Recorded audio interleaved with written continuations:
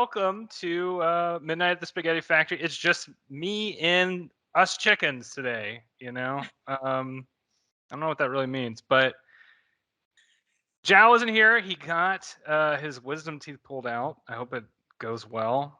Good luck and Godspeed, Zhao. I hope you recover quickly. And with me today is Matt and Erin, and we have decided that we were going to talk about a topic that's always near and dear to my heart, which is the art of the paranormal and the metaphysical. So, which is kind of an interesting set of topics. We'll see we'll go in the conversation. I'll start off by saying that so metaphysical means something very distinct to me, right? I don't really know when that term started out, but you could probably put it towards the Greek philosophers, right? Like Aristotle. I think he had a book called. I think it was Aristotle had a book called Metaphysics, which was basically the main idea of metaphysics is it's the physics of physics, or in other words, the laws that govern the cosmos that are sort of hidden and unseen. So, and that's why I thought it was interesting that we kind of figure out on which of those two things to talk about. Because do we talk about that, or we talk about the paranormal, which I felt like was more where y'all were leaning? Because Erin, you had shown me a couple of like figurines of Mothman, right? Which is very infamous cryptid. Right behind me. And I felt like, okay, that's the place to go because we can talk about the art of that. So like, I guess first of all, Erin, are you like a Mothman stan? Oh, hardcore. Definitely. Nice. Yeah. I actually want to start doing like Google satellite images of the TNT factory and build a small diorama of it with like a Mothman that I can just move around in there. But yeah. Awesome. So I have to say my only real exposure to Mothman in particular was that not that great movie, The Mothman Prophecies with Richard Gere. You like that You movie? you shut your mouth. There's still I can't that and Blair Witch still get me. Like it still lives in my brain like for days after I watch it now as an adult, having watched it multiple times. There's like a couple of scenes that stick in my mind, and they're all the scenes where like you kind of get little glimpses of the Mothman, like you get the glowy eyes, and I do remember like the bridge. I guess spoilers for this movie that's like decades old now, but On this event that happened in like 1960 something. yeah, read it on Wikipedia. When the bridge collapses, right? That was another part that really stood out to me because wasn't okay? So the basic idea was that somehow I don't remember if it's Richard Gere or somebody else in the movie, and I don't know how this compares to real life, right?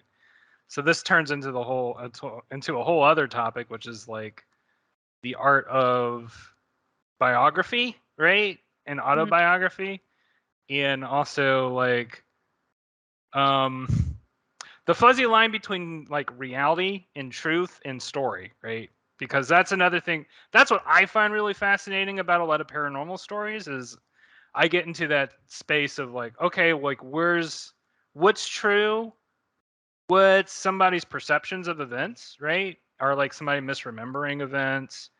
Aliens, for example, always a popular topic. Are ghosts. Anyway, going back to Mothman prophecies, like I started to think about, okay, how much of this was like somebody's bias on this, sort of influencing like their interpretation of the events that happen.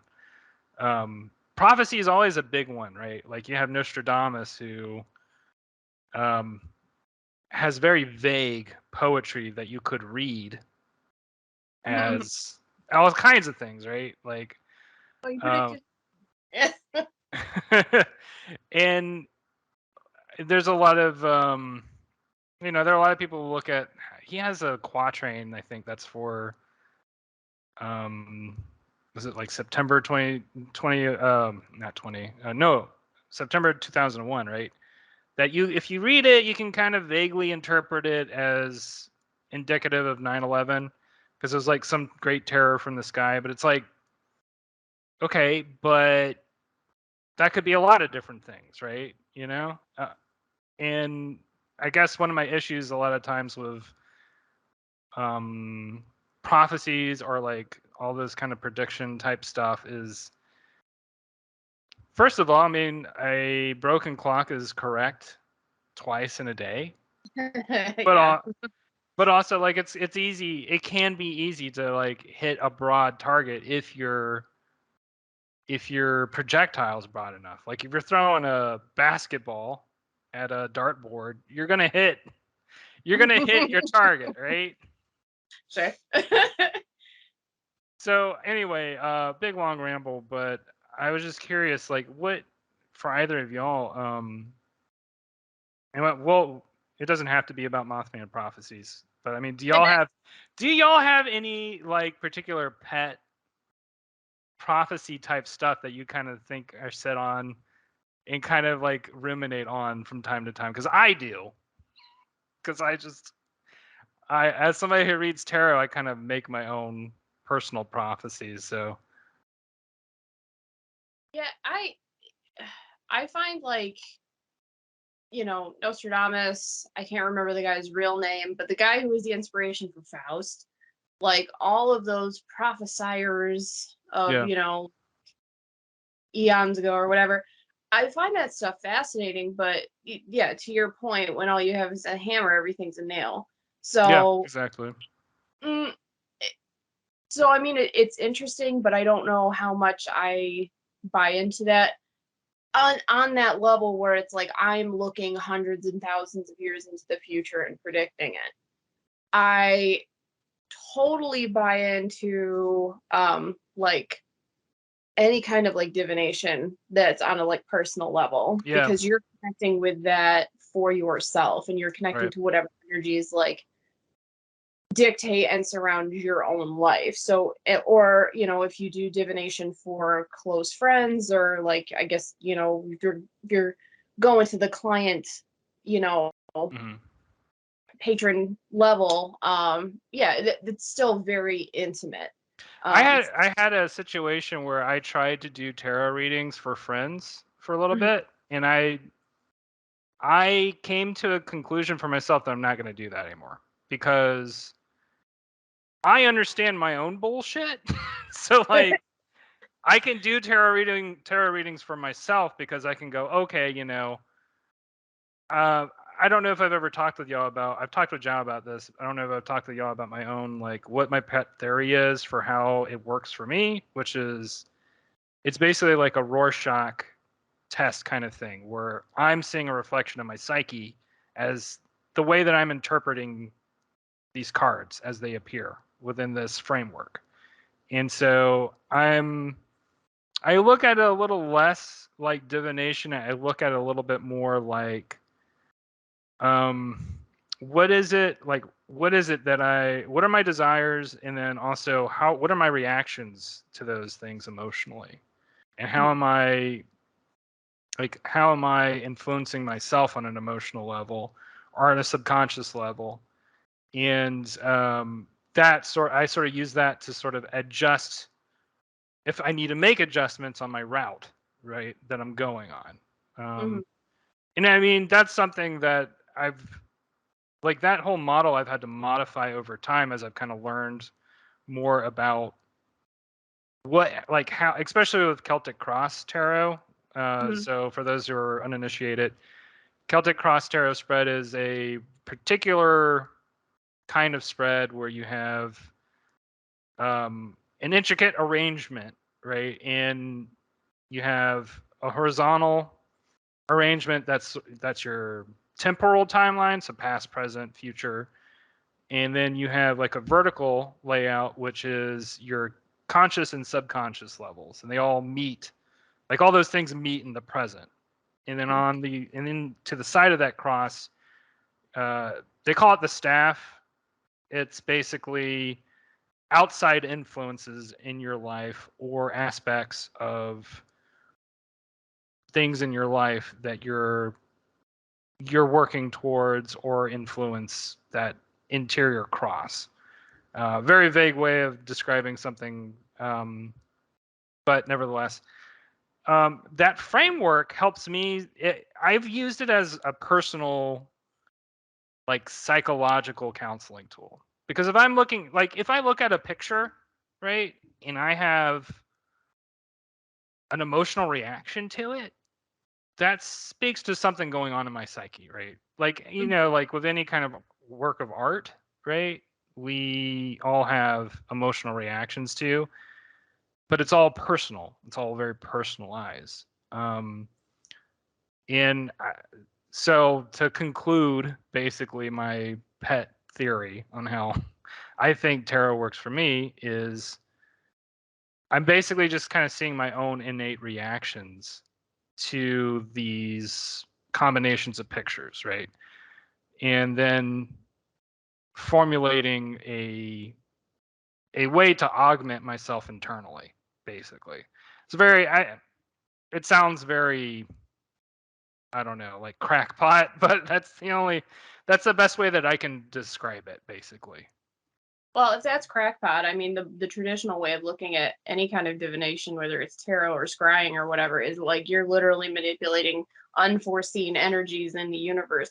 You're just talking about having a psychological reaction and now analyzing that, Right. um, and seeing how that is relevant to you. So that's, I mean, I've never thought about it that way, but as you know, as we are all artists and like, stuff has to resonate with yourself for other people. Yeah. That's a very very cool way of looking at that. Well, and also in the same way, like, we watch movies or listen to music, and we hear, like, maybe you listen, like, maybe a song. I don't know how many people really listen to radio these days, but or you put a playlist on shuffle, right? And you're having a really great day, and then, like, your go-to, like, having a great day song comes on randomly, right?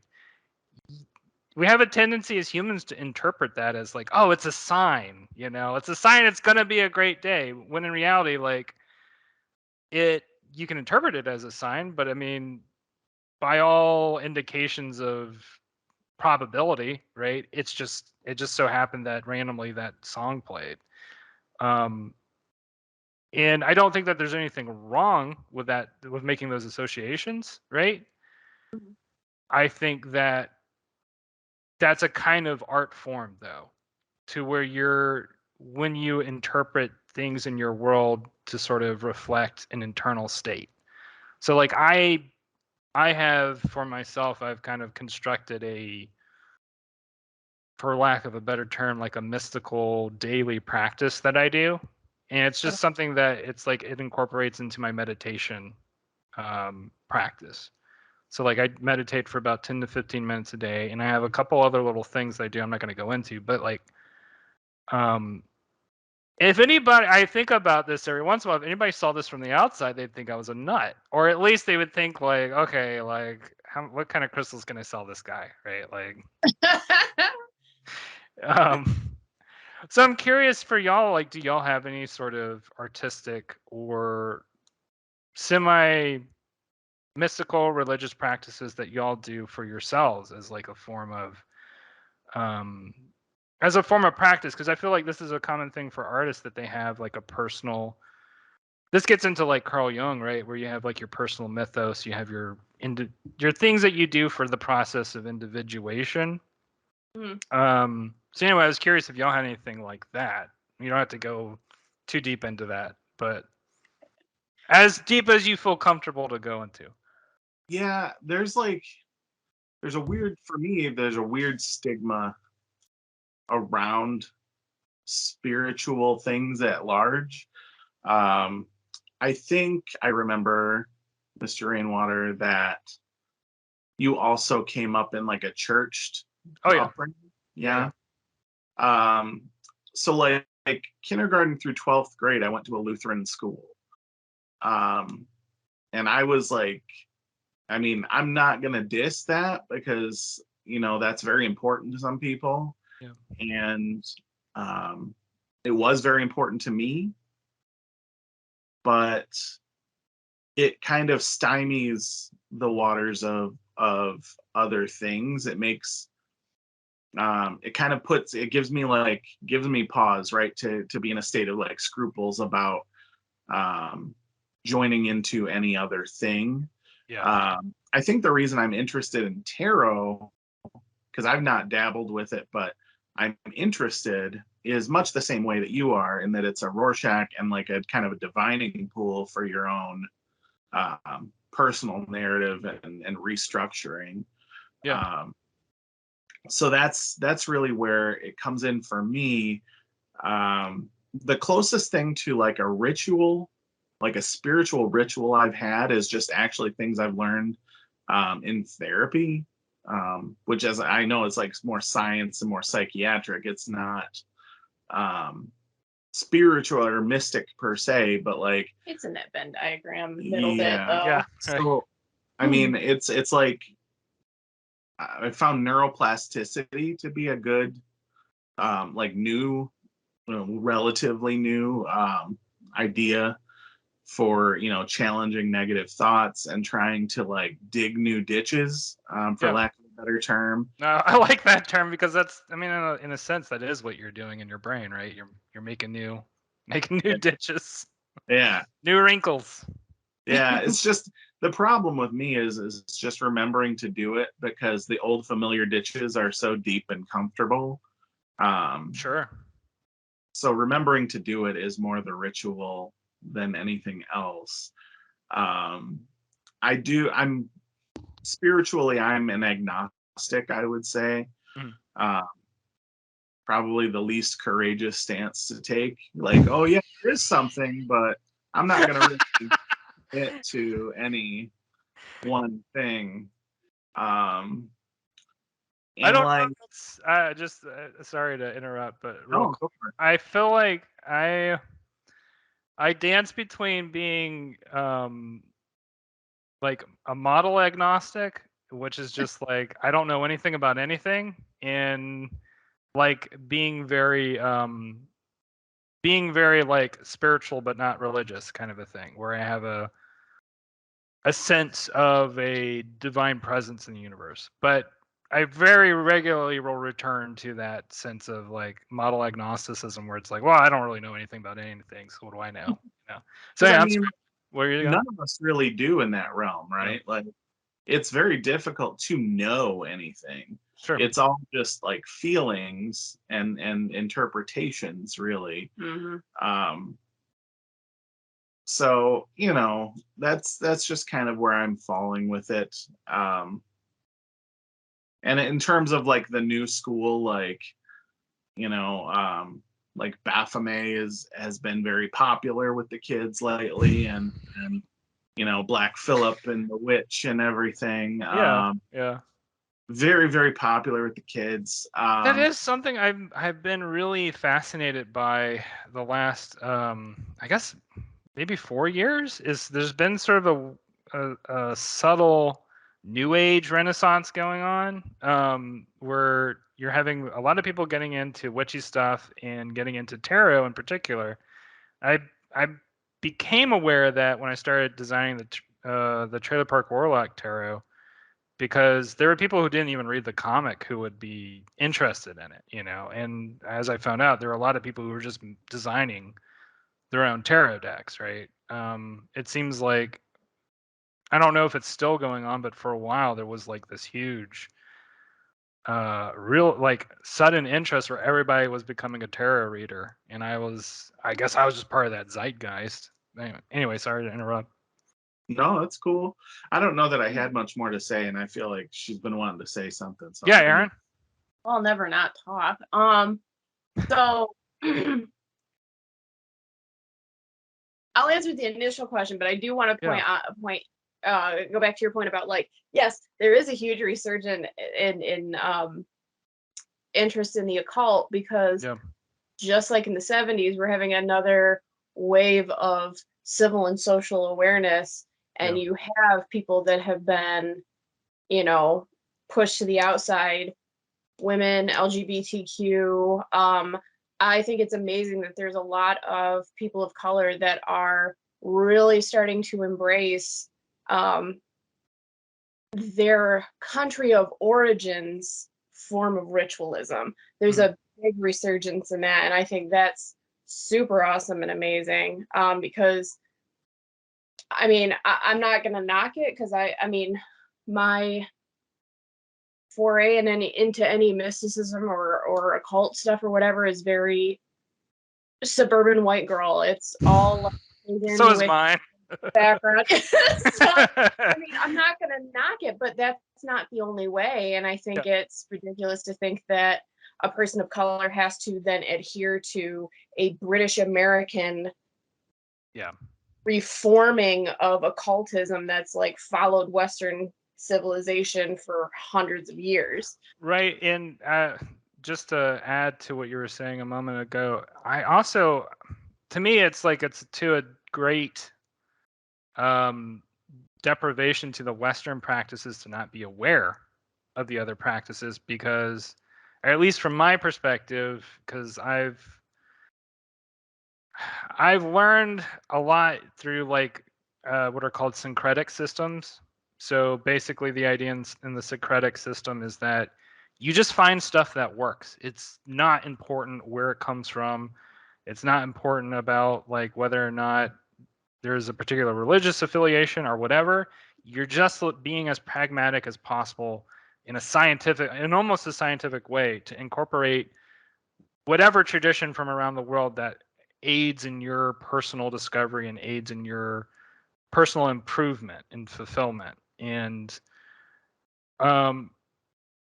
clearly, like, there are a lot of practices that have never been able to be incorporated into those practices to like add to the further conversation, because it's sort of like because on a certain level, like, I think of them as sort of mental technologies.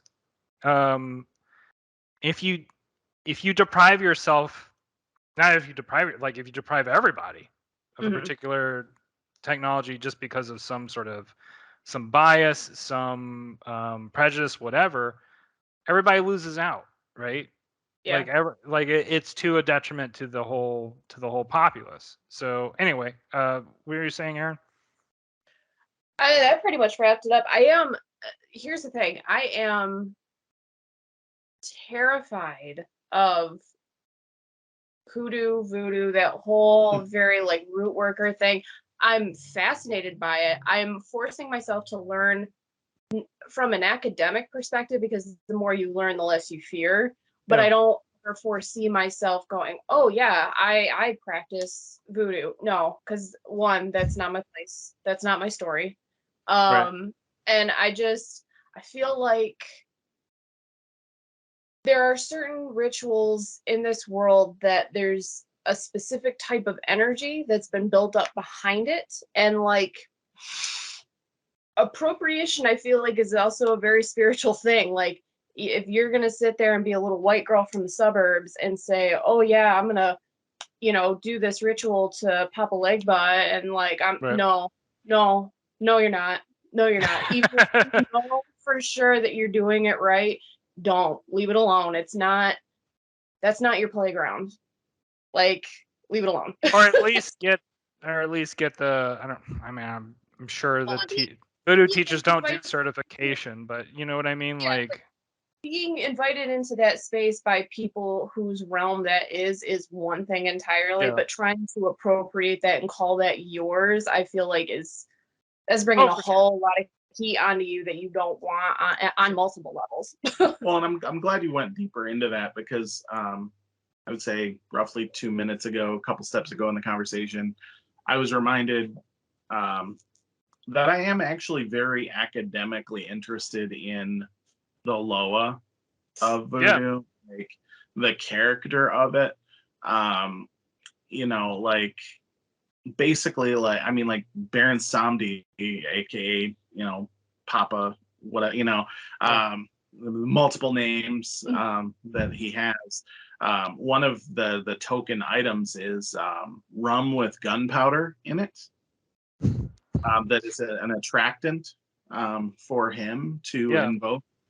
I thought that was entirely just too interesting not to read more about. Right? So, I mean, I do kind of agree. Well, I know I wholeheartedly agree with Erin that it's definitely not my playground. It's not, it's a cultural appropriation has a lot to do with respect and the lack of it. Sure. And I think paying that respect, especially for all three of us being white people, white people have already kind of punched all their we've spent all our nickels as a skin color. I really think we gotta be careful that we respect everyone, because I think we're working at a deficit in terms of that. And then kind of going back to my point too about Baphomet and like the devil being super popular. Of course, like kind of the more conservative Christian following people would likely point to that and say, oh, well, it's the end times because everybody's worshiping the devil. Everyone loves the devil. Whereas I almost feel like everyone loves it as an icon of freedom and individual thought. Yeah. More than they love it as a spite against the creator. Right. I often, am heard saying, I have no problem with God and Jesus, but his followers are fucking stupid. Like just, I don't know, just all of the arguing and the bandying about and the posturing that happens. And, especially coming up in a Lutheran church for all of my formative years, like you start kind of as a naive kid, right? And then, everything's cool and that's what you're taught and everything.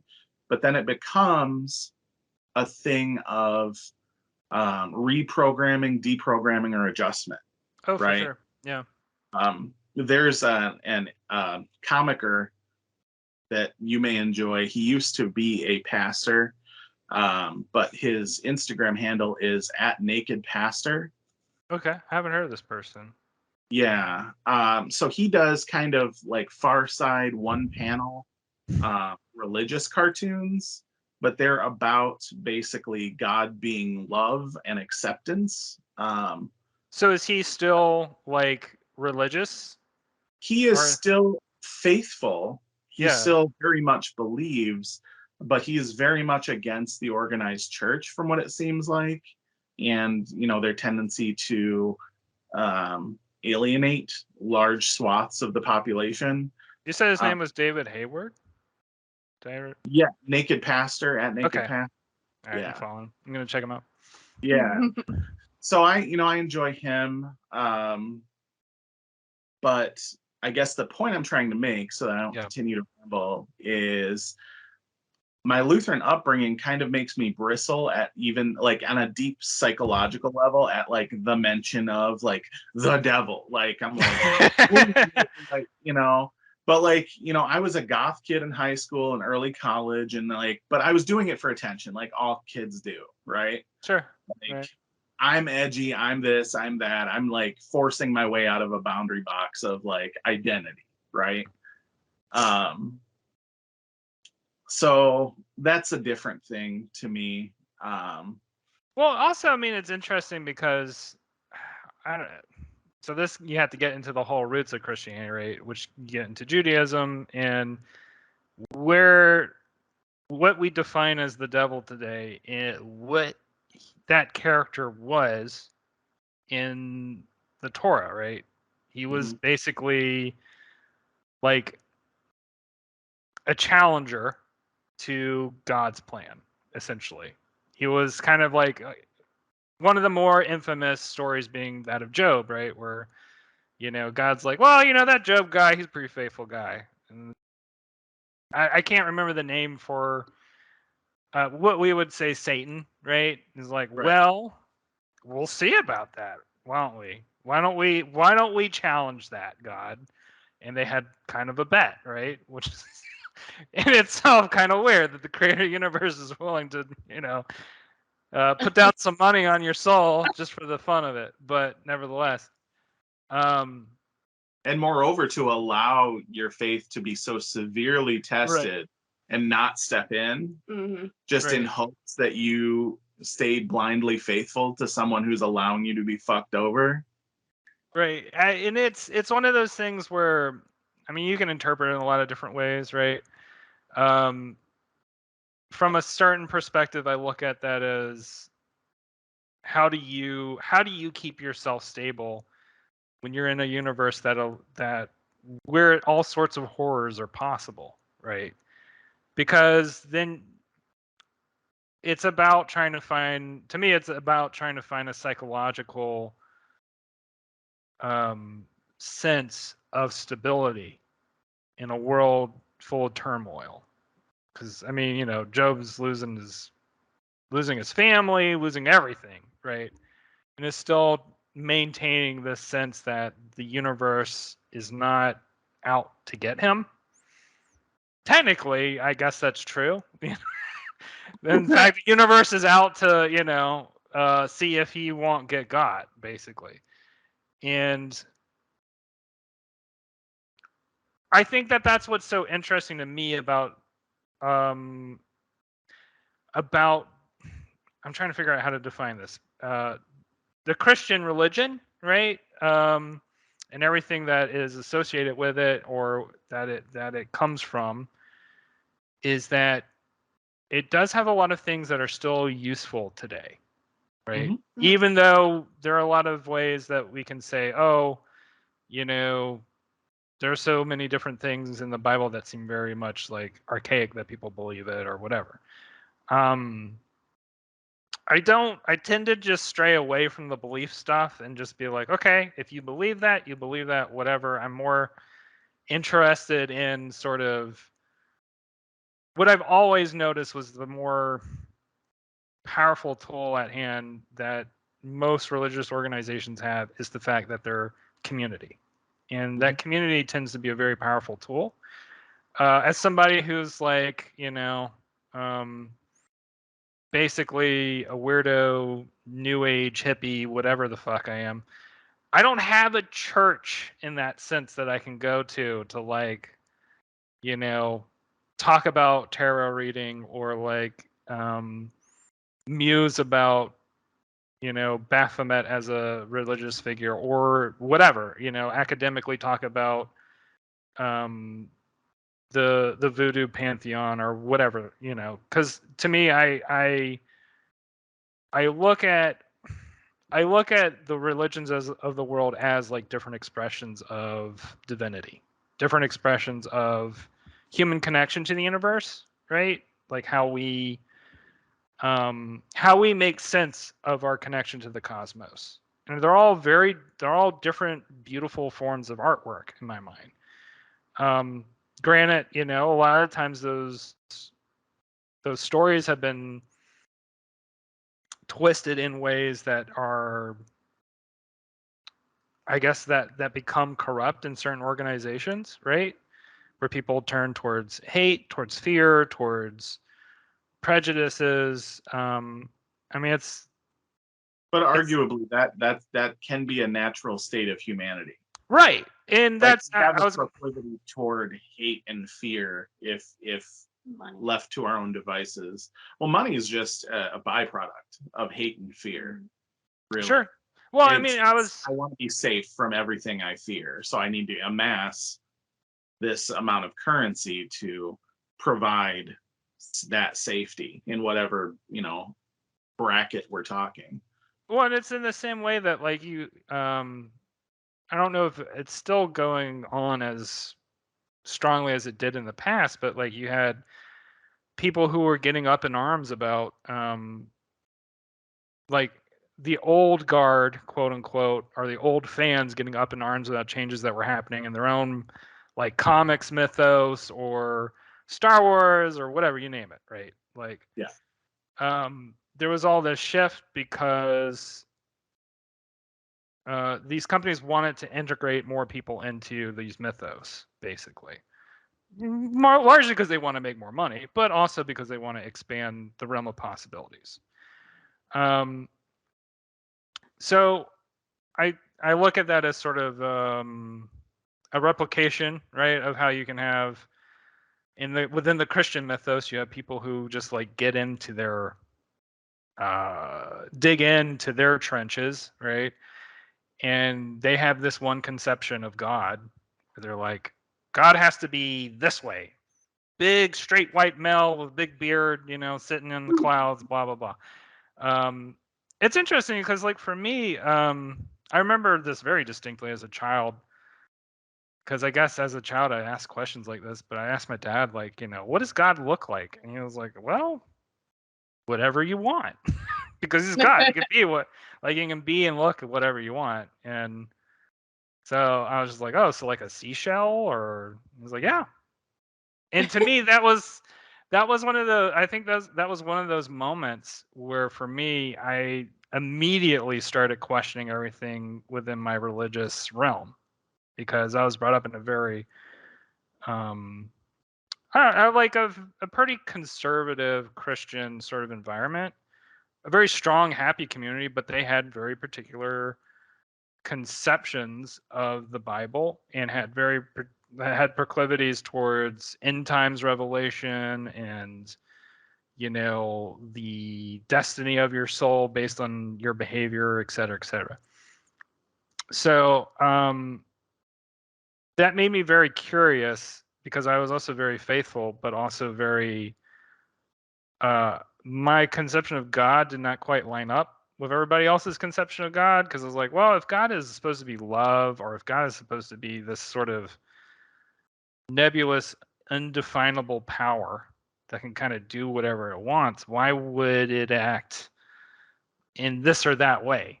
And it really came to a head for me with the book of Revelations, because that was such a big thing for everybody, right? Because like I don't know how many times people are like, oh, this is a sign of the end times. And it was like, some big world political event, right? Which there are always infinite of. So, I mean, it's sort of like, which of these signs is it this time? And when is this going to be the one, right? So anyway, that turned into sort of my slow disintegration of like integration with the church, where I was just more turning into my suburban new age white woman that I've slowly become, right? Where I'm just like reading tarot and reading whatever world religion interests me at the moment, and trying to integrate that into an overall message. So Matt, you had talked about sort of your confliction, right, with organized religion, Yeah. which I feel like is kind of I feel like that's pretty much a thing that a lot of artists go through. Erin, how about for you? Did you have any sort of situation like that? Or what is your relation to religion as an organized form? So, my mother never went to church with any regularity. She was married by priests, at least one, if not two, out of the three times. My dad doesn't really go to church. My paternal grandparents are still very much involved in the Methodist community in the area. I did go to Methodist church until I was about 8 or 9 or 10, and I just kind of asked my dad one day. I was like, do I have to go to church? And he goes, no, you don't have to if you don't want to. I'm like, okay, cool. I don't want to go to church anymore. And I just never did. And the only times I would go back is if I was home for like Christmas. I do the Christmas Eve service because I knew it meant a lot to my grandma. Of course, my dad and I would get yelled at because we would start doing the German version of Silent Night instead of the English version. My grandma would hit us. But so that's kind of my exposure to Christianity, as being involved in the organization. I vibed with New Age stuff pretty early on. My aunt was already into it. my dad's sister, one of my dad's sisters, was already very much into it. One of her friends, which was like a family friend, owned a shop, like a metaphysical shop. And so on the summers, I would like ride my bike over to her shop and I'd hang out with her. So it was never a formal like Padawan relationship, but like I definitely learned a lot from Anita. Yeah. And like, you know, I picked up like basic books, like, and just read about that and kind of from there and kind of went with my gut and like decided what felt good for me while, because the way my brain is, I need to know what all the rules are. Mm-hmm. If I have the layout put out, I know I can see the pattern, I can see why those rules are there and which ones are or are not relevant to me. Mm-hmm. I'm finding now, because we're finally on our own, we don't have a roommate of any variety, I can actually like, because I just stopped practicing for like 15 years, because, well, more than that, because I was in some capacity living with a roommate. Yeah. And I just don't need to explain it. It's really I relate to that a lot because it's really hard to feel like even just meditating. It's for me it's really hard to focus when I'm aware that somebody else is around who could just be like, "What are you up to?" You know, and it's like you were saying, I don't need to explain my goddamn self to you. Yeah. Well, and then like ideally I would have like an altar. I would have a sacred space, and that's not something that, you know, gets broken down at the end of the night, that stays up there, and it's like I don't need to deal with all that. So like now, having like 15, 20 years of separation from any kind of like consistent practicing of it, I'm finding the bar to entry is bonkers. Like there is a shit ton of gatekeeping in the community, and it's I've been looking at this and trying to like find a footing to get back into it for like the last 2 or 3 years now. And it's, well, these are the rules, and then you talk to somebody else, well, these aren't the rules, and somebody just made this up when they went and did all the doctrines and made it a formal religion in the 60s and the 70s, so it doesn't really exist and it doesn't matter. And I'm like, oh my god, like there's just so much gatekeeping, and like like I get making it personal, but you can't cross that line and saying, because this works for me, this should now have to work for all of you. Right. And then that, I mean, I don't fully know sort of your practice. Would how do you feel about going a little bit further into that so I can just have more details for you? Like, what is the community that you're trying to connect with or having issues with gatekeeping and all that? I think the specific school of like British American pagan practice that I'm in is Alexandrite, something like that. Okay. One of those. Where it's just basically, you know, you recognize a god and a goddess, you know, celebrate the, I'm not good with facts. The 7 or 9 holidays, you know, Samhain, you know, Ostara just hit like a month ago, like all those. So you're looking at your equinoxes and your Sabbats and things like that, and it's, you know, a lot of Earth centered. Yeah, it's earth centered. It's druid without the super heavy nature practices, and just. When you say super heavy nature practices, like, do you mean like I was curious about that too.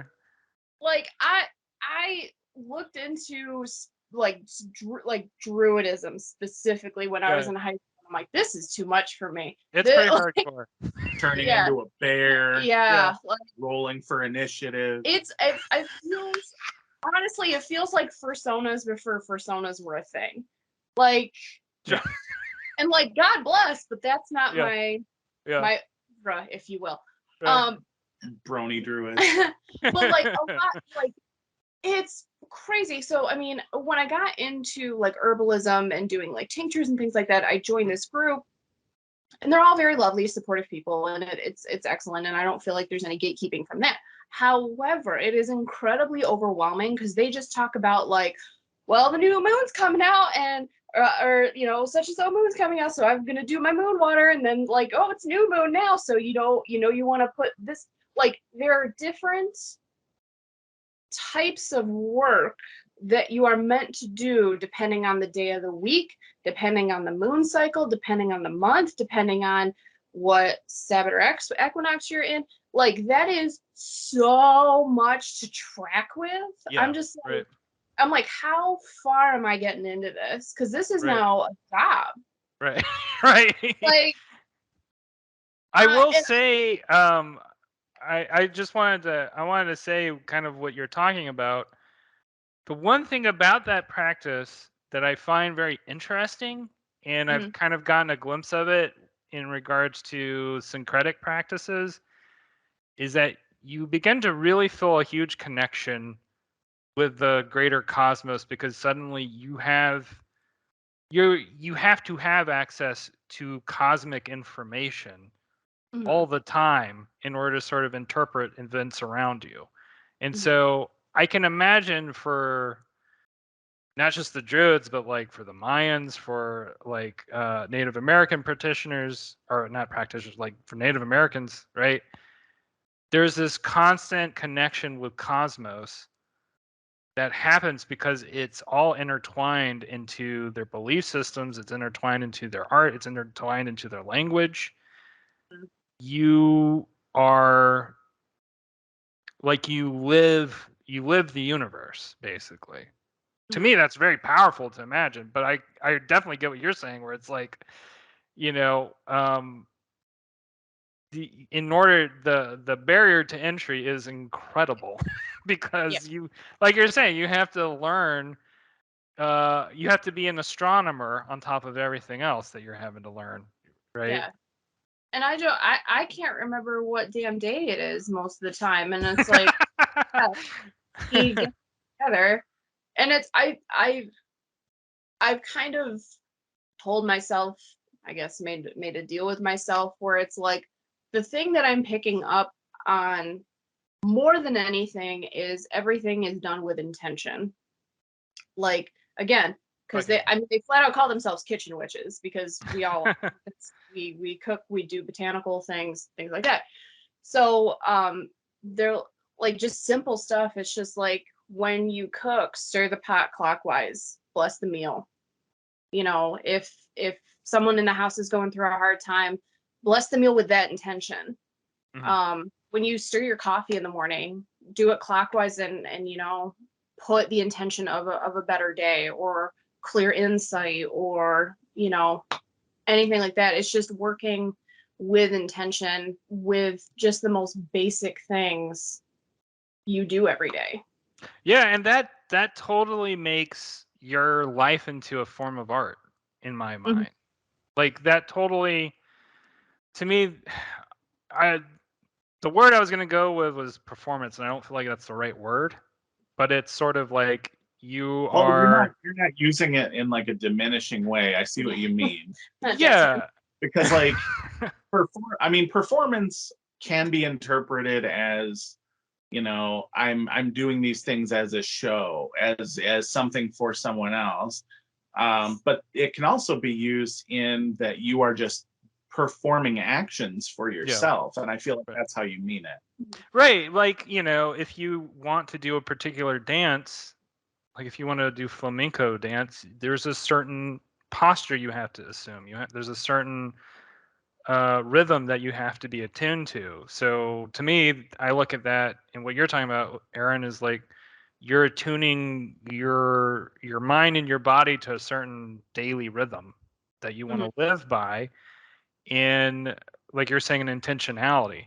And that intentionality, I think the thing that I'm very interested in is, like, I guess creating my own personal religion, because I want to create my own personal intentionality in life, right? Um, because I think of that as a creative expression. And for me, like, I think of that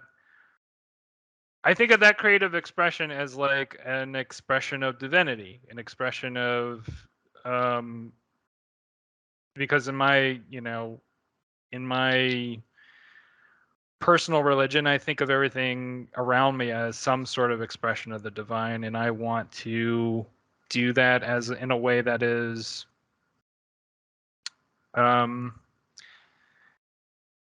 that evokes what I've been, basically, and what I am becoming. And that's, I mean, that's a very, I don't know, it sounds pretentious, but like, that's the best way that I can possibly describe the way that I'm forming. I guess I'm forming myself. I'm forming my own practices, right? My own occult practices. I guess this is ultimately the art of metaphysics, or the art of the cult. Maybe that's where we should, the art of the occult, because it is like an art form that I imagine way more people practice than we know, right? Um, like, Well, it even goes to, like, I'm making someone up right now. I don't. This is not a real person, but it's based on people I've seen. There are like Christian grandmothers, right, who yeah, go to church every day, but they have their own rituals that are not biblical rituals. They have something in the kitchen that makes all the meals good, or they have the guardian angel thing that they touch in the yeah, car before they drive off. Those are cultic rituals. right, yeah, You know, because they're hidden, which is basically what the word occult means. Like, they're hidden in the sense of, oftentimes, I mean, originally, right, most of those practices were hidden for the personal protection of the people who were practicing them, Mhm. to avoid the judgmental and authoritative eyes of the church or whoever. And um, that still, like, that lingers, right? All that trauma of the past still lingers today for a lot of people.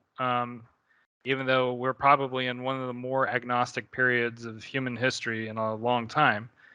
And I think part of that just comes from, it's interesting because nowadays I think it comes from a discomfort not from being judged by like a Christian church, but now being judged by a secular sort of church of uh personality. yeah, or like a I don't know, like a certain kind of cynical or skeptical secularity, which I don't know. I mean, I'm not saying that in judgment of it so much as you got to define it, I guess, right? Because like people are quick to judge you as crazy if you don't act like they act. I mean, Mhm. Yeah. that's why a lot of artists oftentimes um, get seen as mentally unstable, or I mean, a lot of them have had mental illness, but a lot of them also just practice things outside of the norm and Mhm. get sort of seen as like weirdos or whatever. And I kind of have this running theory that nowadays, like, artists are basically like what would otherwise in a tribal system be a shaman. Because the shamans were usually the people who were not like the rest of the tribe, and they couldn't figure out what the fuck to do with them because they're eating bugs and shit. I don't know how we're gonna use this guy to help us hunt. Like, he's really good at getting high though, so maybe we should do something with that, And then so they become Well, the. Go ahead. I'm sorry to interrupt you, Mr. Ignore. So, one thing that I keep wanting to come back to, it's like a few different points. I'm going to try to connect them so it's cohesive. Yeah. So, first point is when I was coming up in the church, there's one moment that keeps sticking out to me. And it's a moment that in my adulthood illustrates to me that sometimes, and this is not a broad characterization, it's just a wondering of mine. I Hmm. wonder if a lot of church, aside from community, is just self amusement. Because, there was a contest to draw Easter poster boards when I was a small child. Hmm. And being an art inclined kid, I was like, oh, this is for me. This is something that I can do. And being fully indoctrinated and fully, quote unquote, drinking the Kool Aid of Hmm. everything they wanted me to, um, I drew, the classic like 3 crosses, the empty tomb, a nice springtime scene because, it's a springtime Irish hillside in Jerusalem, right? That's how it looks. And I've also been a weirdo since I was a little kid. So I was like, well, Easter's supposed to be like the high point, like everything's awesome with God, right? So I drew God in like a Tom Jones, like purple blazer with sunglasses, like just over the hill, like being like, yeah. And he had like sunglasses on. And I was like, I guess that's fine, right? Like, that's good. Was this before you had seen the apple? Yeah. Yes, hope it so. is. Jeez. Way before. So I saw the apple and I was like, finally. Somebody understands. Yeah. But I won that competition just based on I drew God in sunglasses. Mm-hmm. So it's like, okay, so it's like kids say the darndest things, but like, yeah, hopefully you guys are having a good time, I guess, but then to tie it to my other 2 points, you had said something about having access to cosmic material and cosmic knowledge, like a connection. Yeah. I'd like to at least introduce that adage of we're all just part of the universe experiencing itself. Yeah, I love that. Yeah, and that can sometimes bring me comfort, along with the fact that the universe, the same thing that brings me panic brings me comfort at times, which is that the universe is so huge you can't even comprehend it, and us here on this spinning rock is just so small, like literally nothing we do matters in the grand scheme of things,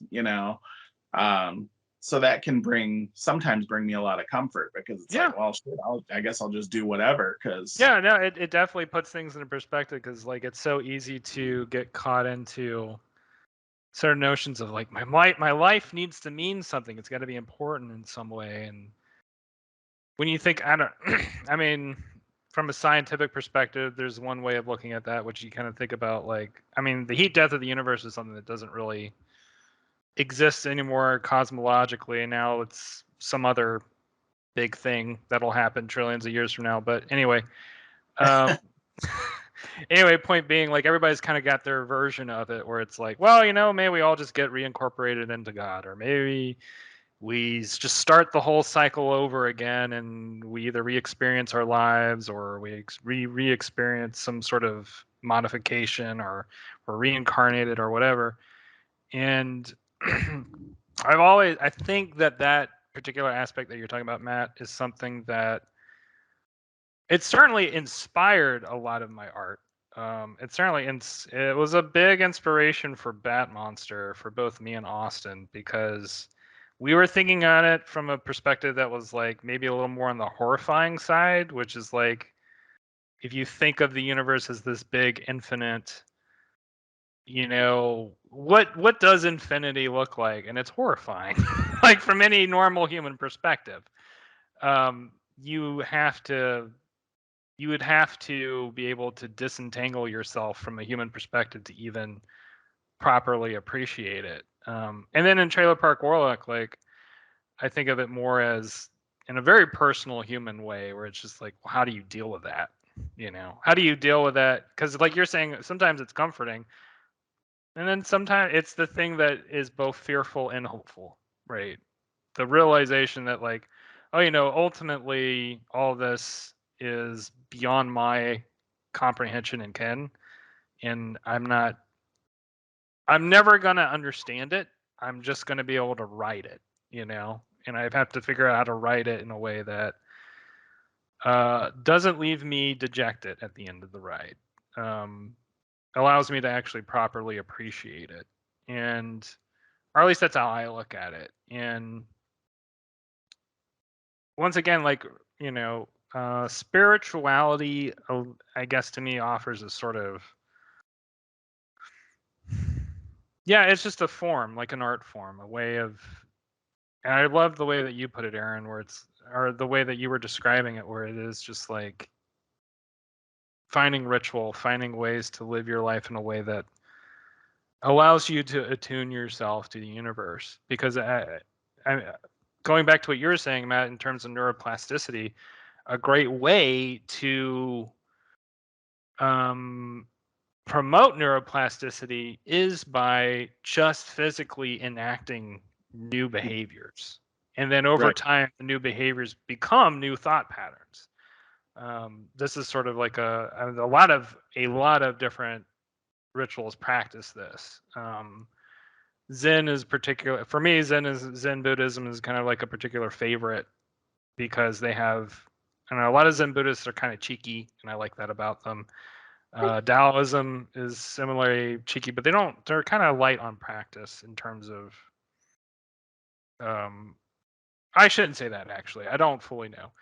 But I think that commonly what I see sort of repeated is you have a rhythm for your daily life that you attune yourself to get into this mode, of being. It's not just like, you hear the message and then suddenly everything is clear, Mm-hmm. Which is probably my biggest. If I have a critique, right, on the art form of Christianity, that's probably my biggest critique, is like that doesn't seem to work. Like it doesn't seem to be the full. There's not often a ritual, particularly in Protestantism. Catholicism, I think, tends to have more of that ritualized aspect to it, but Protestantism is just like, well, you hear the message and you either get it or you don't. And if you don't, fuck off. It's just like. I think my biggest issue with Christianity, and like I can now articulate this as an adult, but back then I didn't understand why, if it was a religion about love and acceptance, their answer wasn't yes and or yes Right. but. Right. It was, well, no. Yeah. And now we're done. And the way my brain works, that's not satisfactory. Yeah, no, I mean, I feel like for most artists, that's not a satisfactory way to approach life, because a lot of artists have a attitude of like, the world is this big buffet that I'm here to like plop some potatoes in to make my potato castle with, olive turrets or whatever, and so much of and it's not just Christianity, but Christianity is like currently the big culprit, right? The one that tends to have the more of the finger wagging. Artists hate it because like it's just like having people tell you no sucks if you're an artist, because like you're saying, you want a yes and you want to be like, yeah, but what if just hear me out, but what if Jesus rode dinosaurs? Come on. In my head. Yeah. So to your earlier point, talking about like artists being the outcasts and things like that.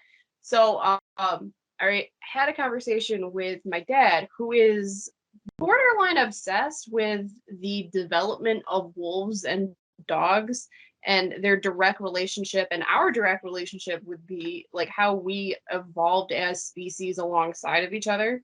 Mm-hmm. And talking about how, everybody knows the alpha and the beta. Mm-hmm. There's a role in wolf packs called the omega. And the point of that wolf is to step in between any fights between the alpha and any other member of the wolf pack. So they're effectively taking on the beating of like an alpha or beta pack member to create peace within the society. And my dad has such stoner thoughts for never, ever, ever, ever, ever speed ever in his life.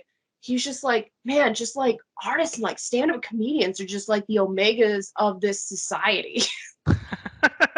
Yeah, that is a huge stoner thought. But I had no idea about that. I did not know, like, I didn't know about the omega relationship in the wolf pack. Yeah, I mean, I think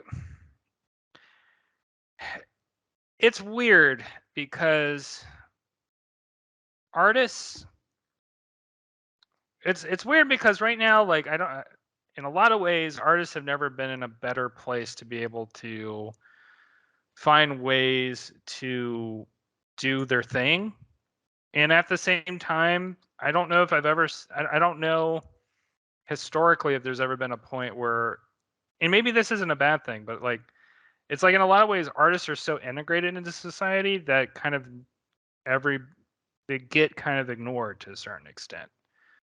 And I don't mean like, like Kanye obviously isn't being ignored, but like proportionally, if you think about how many artists there are in society, um,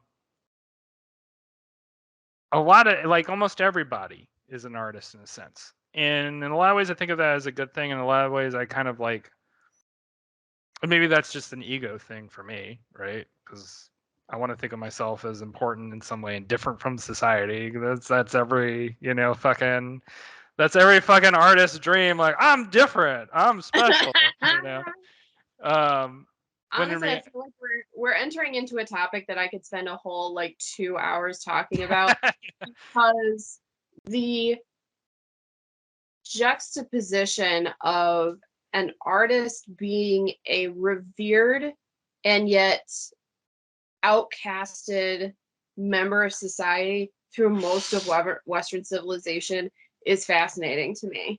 And there's like few other roles in society and only at select points in history that have shared that. So like, and that attitude is seen through today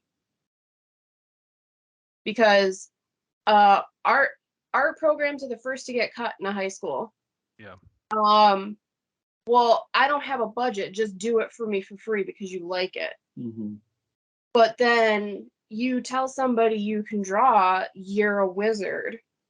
That is the weirdest thing. So like something that's going on for me right now is my Twitter algorithm is slowly improving and I'm starting to get more by that I mean I'm actually like I'm trying to interact more with other webtoon artists, and so I'm getting to kind of know what's going on for the webtoon canvas artists. So the canvas people are the people who are just like on YouTube, you just put up whatever you want, but you're not getting paid for it. You're doing it out of your own hobby, interest, whatever. So these are artists who are just, they're doing it for love of the game, right? And I'm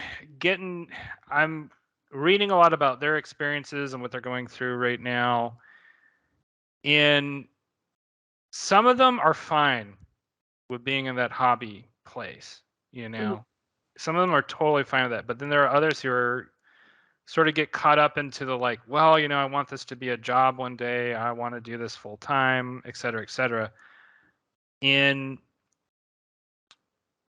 it's one of those things where this is like I feel like this is every artist struggle in a lot of ways, right? Where it's just like you have to figure out where you fit in with that. And how do you come to terms with where life has put you, right? In terms of what you want to do with it, what you want to do with your abilities, what you want to do with yourself as an artist.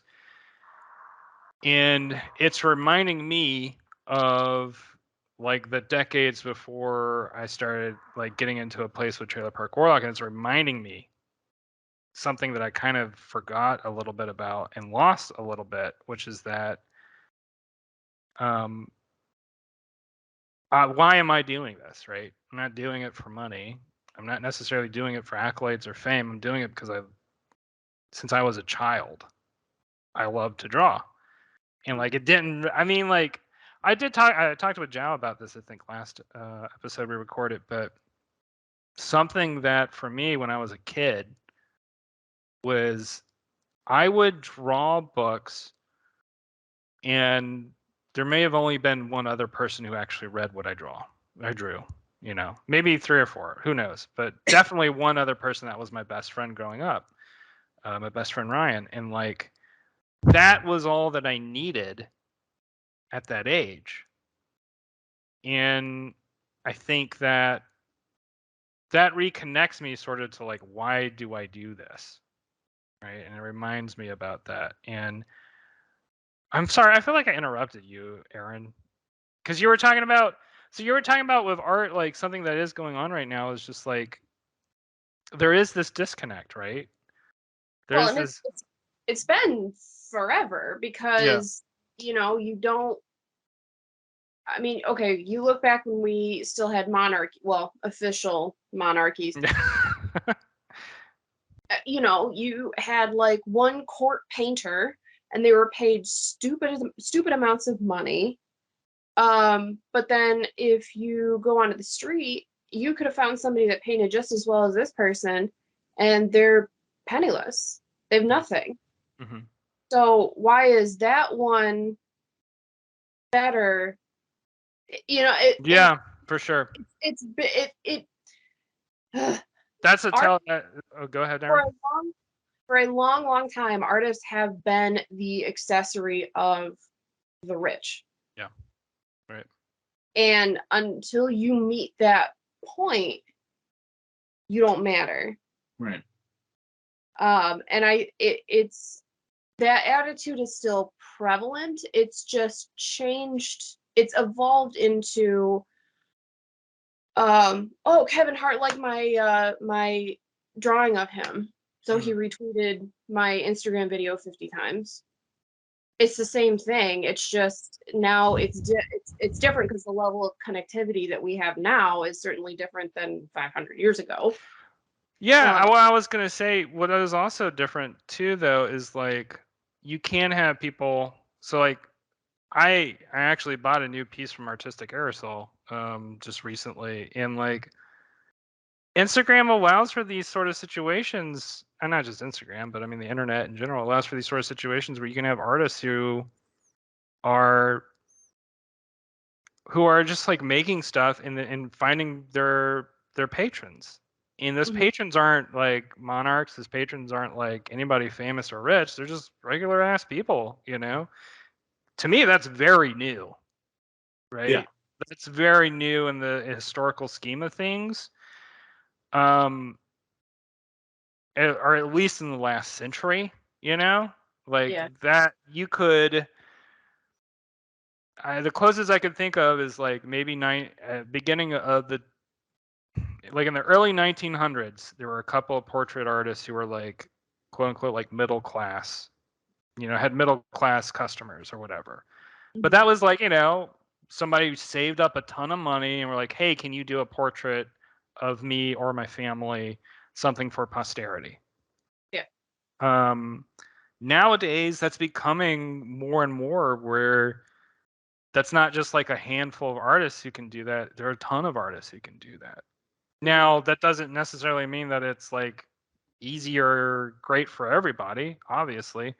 Like, I see a ton of artists who struggle, right? Or who are in that position where they're just like, I can do this as a side gig, or I can do this in a way that isn't fully fulfilling what I want to do. And that's something, this is really, I feel like I've gotten totally off topic now, but that's something that I guess I'm trying to find the en route to what you're talking about, because you're right that this is a multi-hour conversation, because this gets into how is the category of artist changing, right? Like, as we're moving into this new age, and for the life of me, I can't figure out if I think it's a net good, but there are cons to the pros, right? Which is artists lose some of their mystical power, but gain more acceptance into society. Sort of like the shamans being asked to leave the cave or the hut that's outside the tribe and just, move it closer in. Like, oh, you don't have to be like several miles away from us anymore while you're making your ayahuasca or whatever the fuck you're doing. You can do it in the village. It's okay. Like, we'll accept it. which is kind of how or what the other thing is more and more people are finding the inner artists within them, which I Yeah. like. So this goes, okay, so this is why I brought up the whole webtoon canvas thing. I was listening to an interview between two webtoon canvas artists on a podcast, and the interviewer was asking, like, so how did you learn how to draw? And she was like, just watching YouTube videos, which is so different from like us, right? Like, we went to school, we did the whole what you were supposed to do, quote unquote, thing of getting a degree and proving your accolades or whatever the fuck. And now I'm seeing people who are younger than us just like, yeah, I went on fucking YouTube. Like, people build houses that way, which to me just blows my mind. Yeah. And to me, that opens, in a lot of way, it really opens up it opens up so much of like, I'm trying to find the words to what I'm trying to say. I think it reveals that the artist personality is not as rare as we once thought, maybe in society, or in that it's something that, and I'm going to ultimately try and tie this all into the whole metaphysics thing, but like, I think that art is a form of, you could argue art as a form of spirituality, right? But Oh, yeah. it's like a ritual or a practice of going to what you're saying, Matt, like the universe observing itself, and like Yeah. leaving a remnant of that, or leaving like a proof of the universe having observed itself with a piece of art. Well, one point that I've been wanting to kind of bring to the table without trying to derail any points that you're making. The part that frustrates me about the current day status of art and artists Yeah. is it seems an incredible signal to noise problem.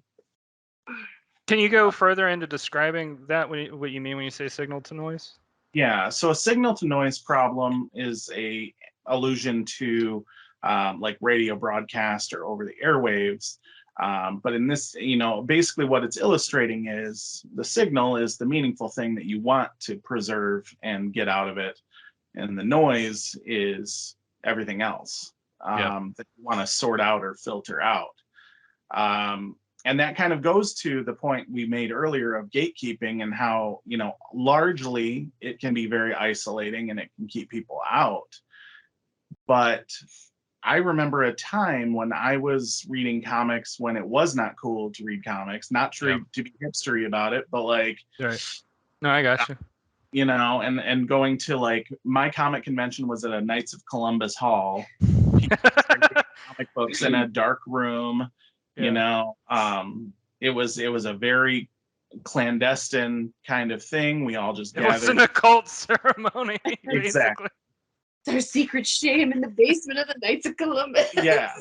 And like, call me crazy, but I kind of prefer it that way, not in an elitist way, because I certainly do want people to share in the joy of both art and comics. You enjoyed that experience.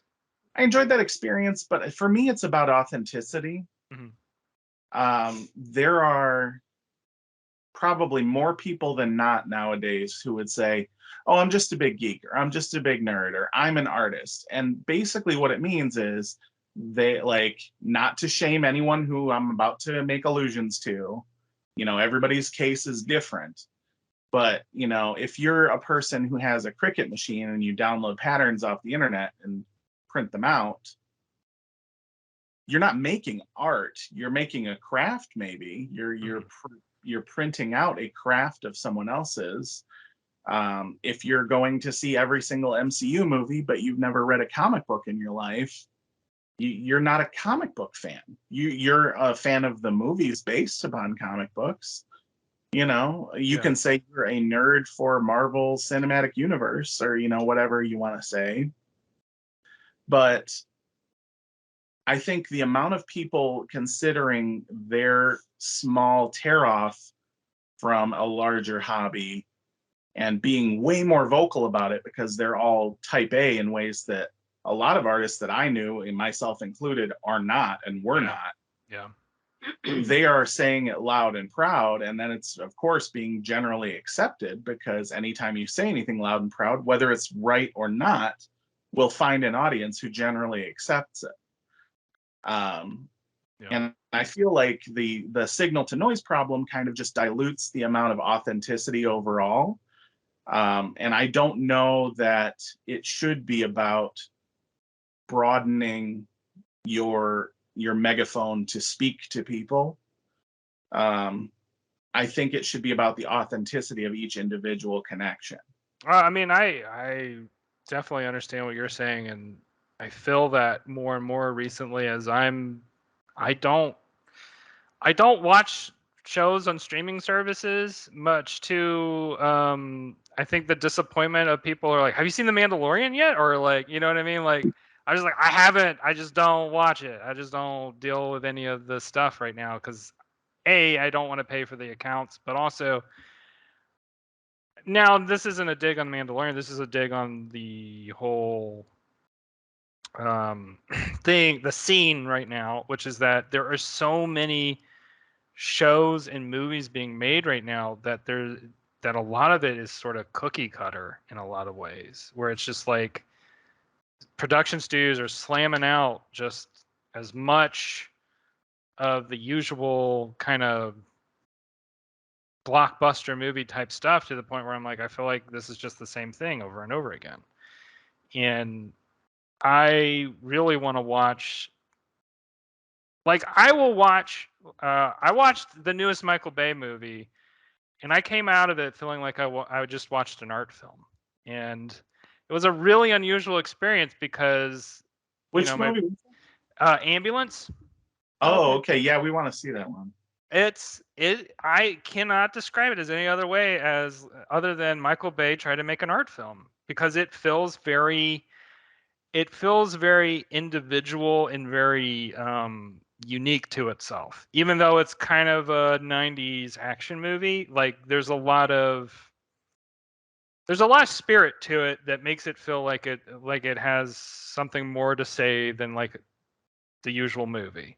And the way it says it is in a very kind of soft-spoken artistic way, and it kind of took me for a surprise because I guess I was like, well, Michael Bay, after doing all those goddamn Transformers movies, was like, well, it'd be nice to do something that was a little more earnest,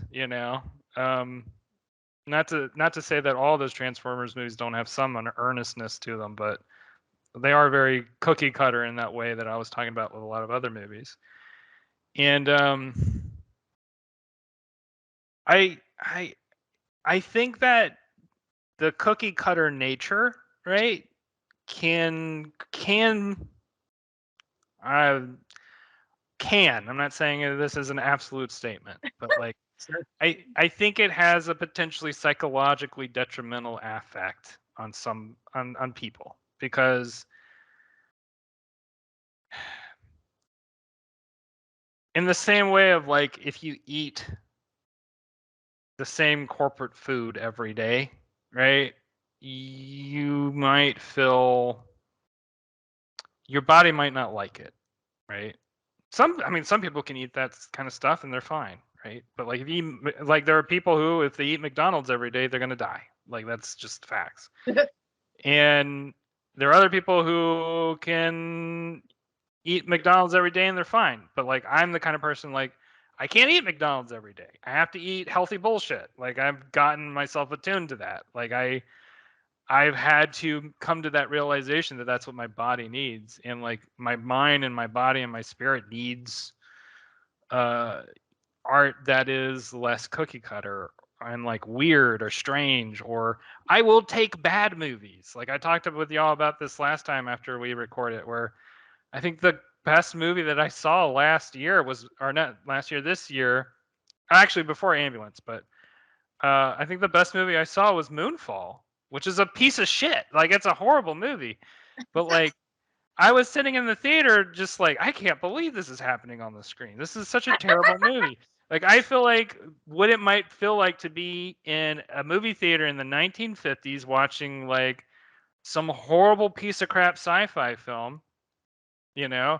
And I got to have that experience nowadays. And I thought that that was incredible. Like, I got something out of that that maybe nobody else in the theater got out of it, even though there were a bunch of kids who clapped. I was like, okay, well, you got something out of it that I didn't. Well, Anyway, go ahead, Aaron.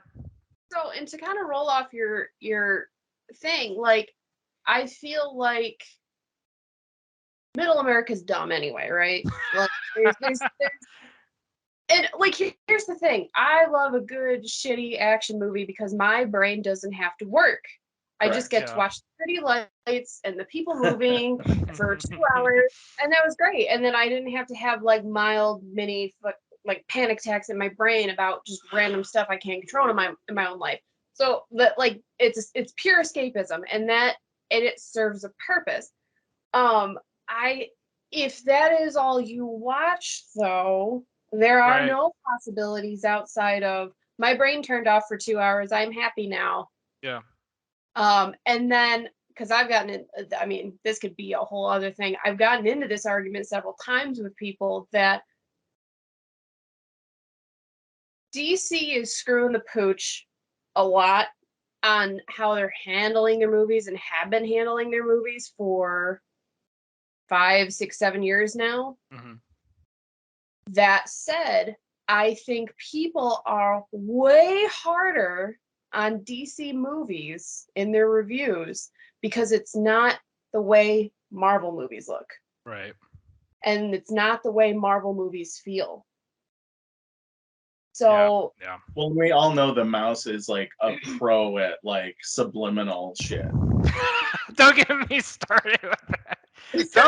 Don't see Marvel movies in the theater high. That's all I'm saying. Don't do it. It's a bad idea.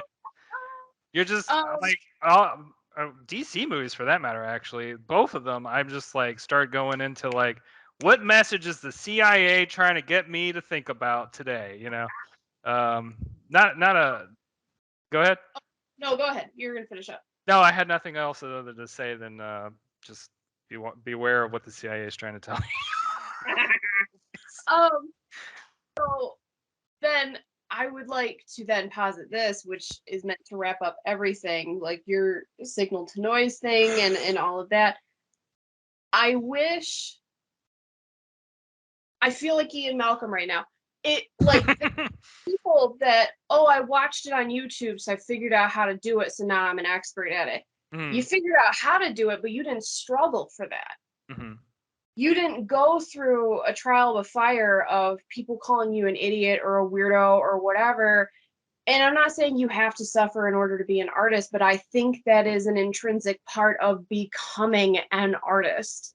It definitely it's definitely part of the identification process, for So sure. and I feel like there's not a level of appreciation for their talent, and then because of that, there's not an appreciation of other people's work.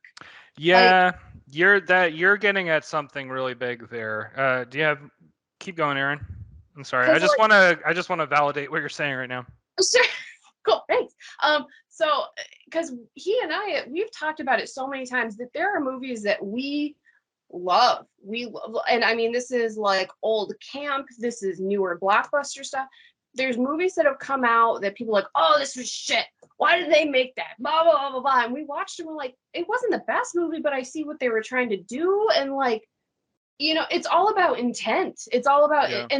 and that is another, if you don't understand what having intent as an artist is, you are never going to create art. You are going to replicate something, and that's not the same thing, because you have to understand what your intent is behind a piece, regardless of what your medium is. Yeah, I mean, and to further go into your point, what often also gets, well, not always what often gets lost, but sometimes what gets lost is people sort of don't understand the effort that goes into creating something.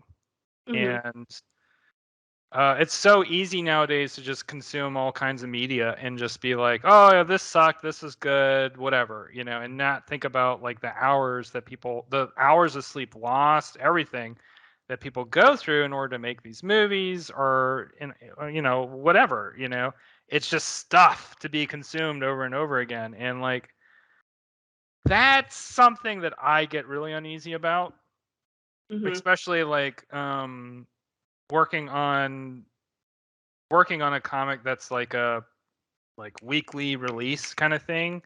Like Webtoon's been pretty decent at working with me on, you know, being able to loosen my schedule up and not be so intense on deadlines, but like it's rough, you know? And like I'm not even like I feel like I'm kind of getting away a little bit. I know that there are a ton of Korean artists who are just like they have to have assistants. They're working like 24 like basically 24/7 like a lot of Japanese manga artists work. That kind of thing, like I can't imagine what that's like because it has to be somewhat debilitating on a certain level because you just sort of get into this mode of like I'm just making these comics to keep people interested so that they can keep paying me money, and so you sort of lose the artistic aspect. Not entirely, but you get what I'm saying, where it's like Just you the kind of joy out of it for sure. yeah, and that's something, you know, I look at art. One of the main things I think about with art is I think about the joy of it, or I think about the release that comes from the expression.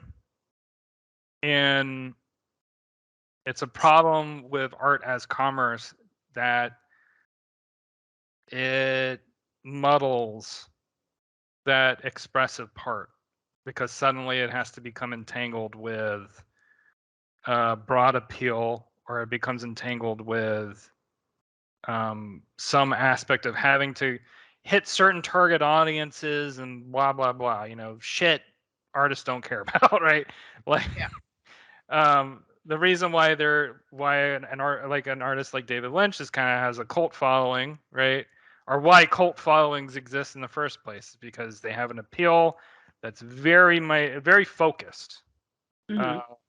John Waters does not appeal to everybody. John Waters appeals to a very particular group of people who think, you know, watching somebody eat shit doesn't seem like that bad of an idea tonight. Like let's check it out. You know? But anyway, to wrap all of that up, so there is. I feel like we should. I kind of want to. Matt, do you want to say something? I'm sorry, I didn't mean to No. big kink in everybody's. No. I would almost wrap it up. I'm going to try to help you wrap it up. Is what Thank I wanted. We hit on something completely accidentally that I found very interesting. That we're talking about art and artists, where at the top of this episode we're talking about mysticism, spirituality, and occult practices. And the theme that came up in both of them was intent. Yeah. Doing things with intention. I mean, really, this episode could be the art of intent. I like that. Yeah. Had one, but yeah. So I just found that interesting that, you know, art and spirituality kind of Venn diagram with intent. Yeah. Because it's all about well, it's too late anyway. I'm going to sound as woo as possible. It's about manifesting intent, right? Yeah. Creating a piece of art is like you have an idea in your mind. Nobody can see it other than you. And then you put it into physical reality. And then somebody goes, oh, that's like a piece of your brain you just put out into the world. How'd you do that? You know? And to a certain extent, you know, some of the magic of it has been eroded a little bit, but at the same time, I like the idea that more people can participate in it.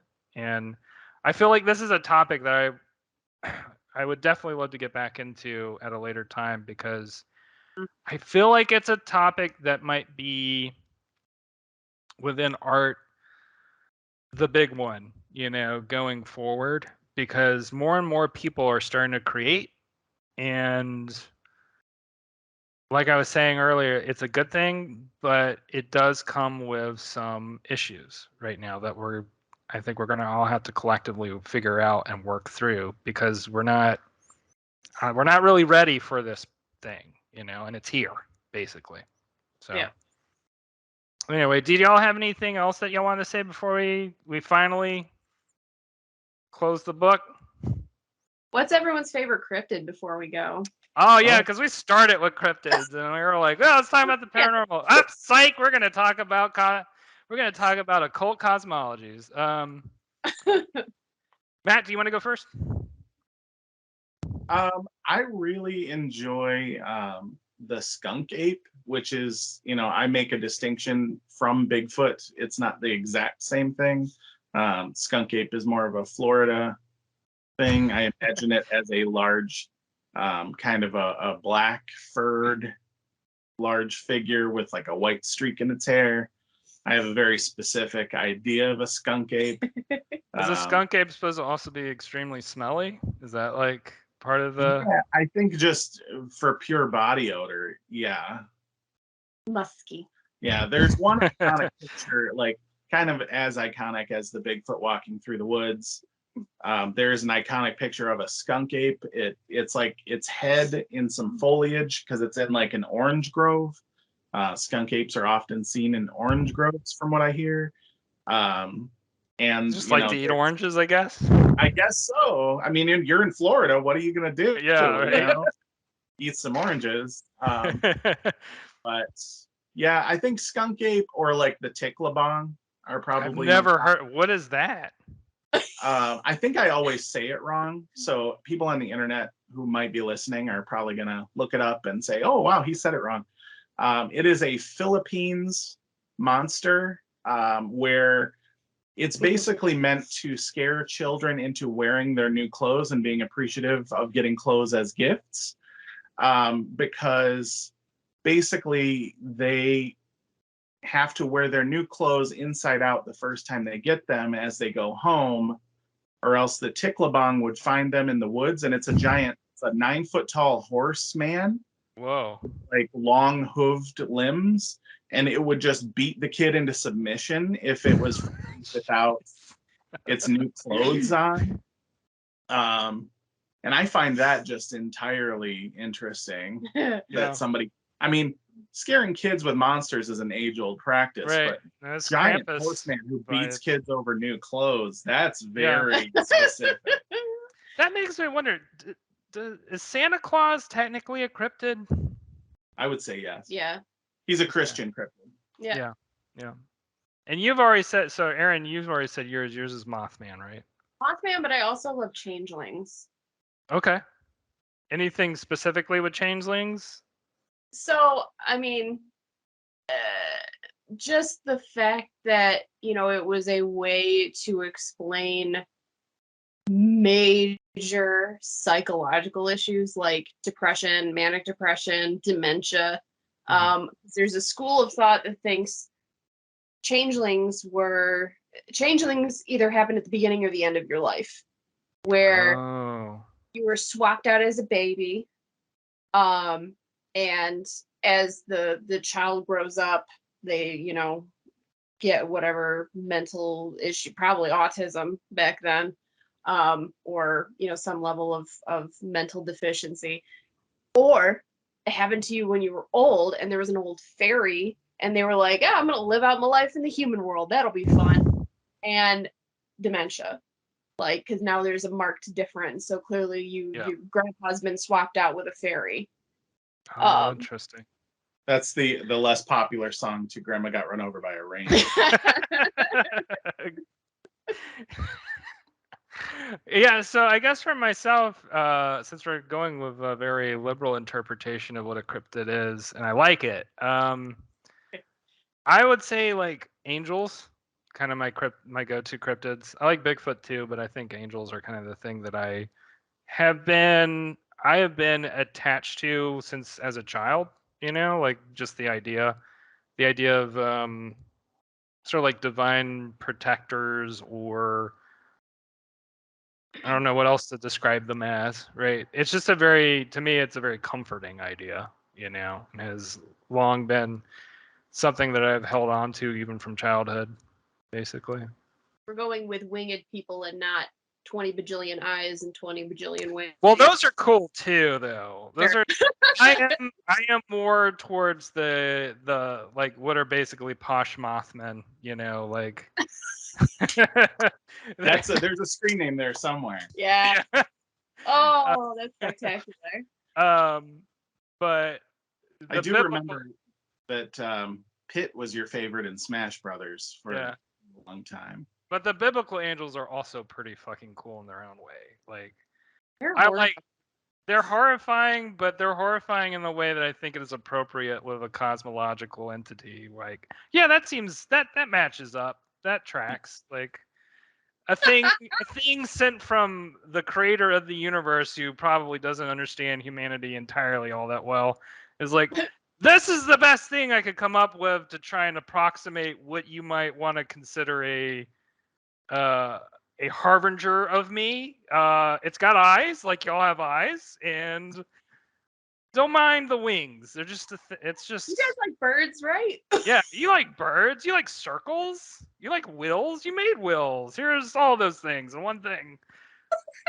Or is it God trying to send a messenger, and that messenger gets caught in a cosmic rift and becomes an abomination? Yeah, maybe I like that. I like that too. It's part of the